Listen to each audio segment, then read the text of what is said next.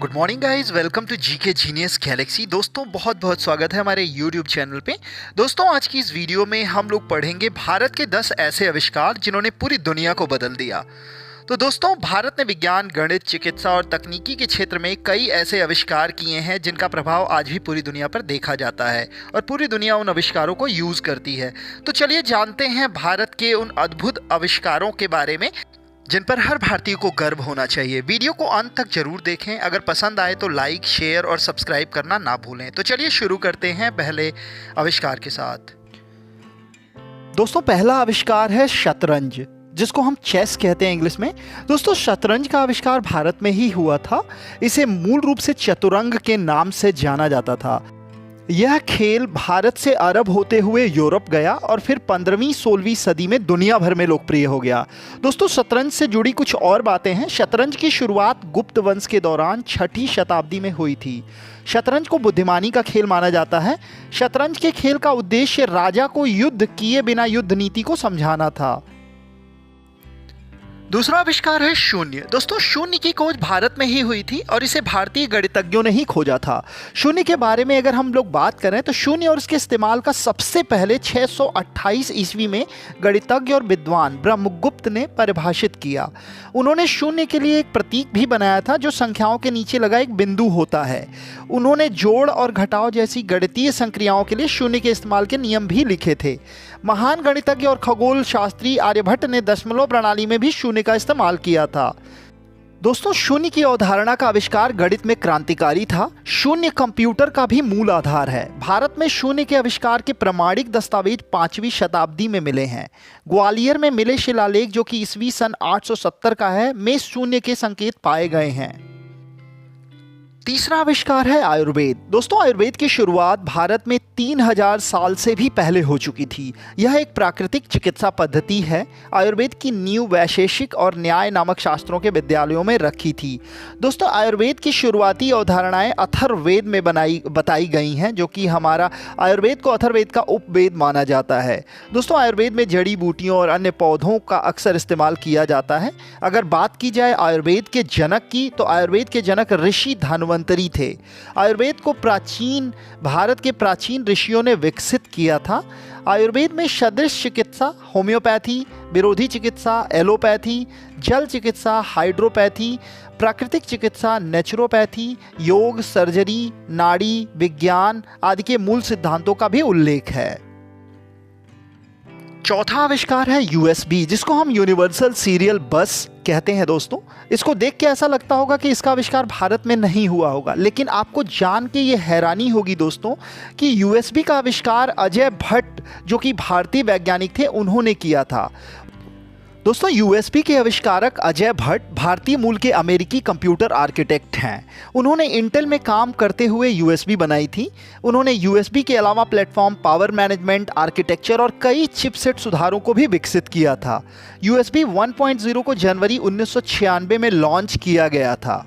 USB तकनीक के आने से पहले कंप्यूटर में आमतौर पर सीरियल कनेक्शन, समानांतर पोर्ट, कीबोर्ड और माउस कनेक्टर होते थे। पांचवा आविष्कार है सांप सीढ़ी। दोस्तों सांप सीढ़ी हम सभी को खेलना पसंद है। क्या आप जानते हैं सांप सीढ़ी का जो खेल है उसका आविष्कार 13वीं शताब्दी में मराठी संत ज्ञानेश्वर ने किया था। यह खेल भारत में बना था। इसे मोक्षपाटम या मोक्षपटमु के नाम से भी जाना जाता था। इस खेल को बनाने का मकसद बच्चों को नैतिकता और उसके कार्यों के परिणामों के बारे में सिखाना था। इस खेल में सांप मृत्यु को दर्शाता है और सीढ़ी जीवन को दर्शाती है। छठवां आविष्कार है योग। दोस्तों योग की शुरुआत हजारों साल पहले प्राचीन भारत में हुई थी। योग को भारत में करीब 26,000 साल पहले की देन माना जाता है। योग का अभ्यास हिंदू धर्म के दर्शन पर आधारित है। दोस्तों महर्षि पतंजलि को दुनिया का सबसे पहला योग गुरु माना जाता है। योग विज्ञान की नींव शिव की ही देन है। योग का चलन पूरी दुनिया में काफ़ी बढ़ चुका है। योग का अभ्यास मन, शरीर और आत्मा को संतुलन में लाने के लिए किया जाता है। लोग अपने शारीरिक और मानसिक स्वास्थ्य को बेहतर बनाने के लिए योग को अपने डेली रूटीन में शामिल कर रहे हैं। हर साल 21 जून को अंतर्राष्ट्रीय योग दिवस भी मनाया जाता है। सातवां आविष्कार है शैम्पू। दोस्तों, जिस शैम्पू से हम और आप अपने बालों को धोकर चमकदार बनाते हैं, उसका आविष्कार भी भारत में हुआ है। दरअसल शैम्पू शब्द जो है वो चंपू शब्द से बना है। चंपू यानी चंपी, जिसका मतलब है मालिश। यह संस्कृत से निकला शब्द है। 15वीं शताब्दी में भारत में प्राकृतिक तेल, फलों के गूदे, रीठा, आंवला और अन्य जड़ी बूटी को मिलाकर इसे इस्तेमाल किया जाता था। जब अंग्रेज भारत आए तो उनकी नज़र शैम्पू यानी रीठा, आंवला और फलों के गूदों के मिश्रण पर पड़ी। वो इसे अपने देश लेकर गए और वहाँ पर शैम्पू शब्द के साथ इसे बाज़ारों में उतारा। तो दोस्तों, भारत की ही देन है शैम्पू, जो आज हम अपने बालों में लगाते हैं। हमें भारतीय होने का गर्व होना चाहिए दोस्तों। अगर आपको भी भारतीय होने का गर्व है तो कमेंट बॉक्स में लिखें जय हिंद, जय भारत। 8वां आविष्कार है वायरलेस कम्युनिकेशन। दोस्तों, जिसको हम वायरलेस संचार तकनीकी कहते हैं। लेकिन क्या आपको मालूम है कि इसका आविष्कार एक भारतीय वैज्ञानिक सर जगदीश चंद्र बोस ने किया था। उन्होंने साल 1895 में कम्युनिकेशन के लिए रेडियो तरंगों का इस्तेमाल किया था। यही वजह है कि सर जगदीश चंद्र बोस को वायरलेस संचार तकनीकी का आविष्कारक कहा जाता है। 9वां आविष्कार है बटन। दोस्तों, शर्ट के बटन का आविष्कार भारत में ही हुआ था।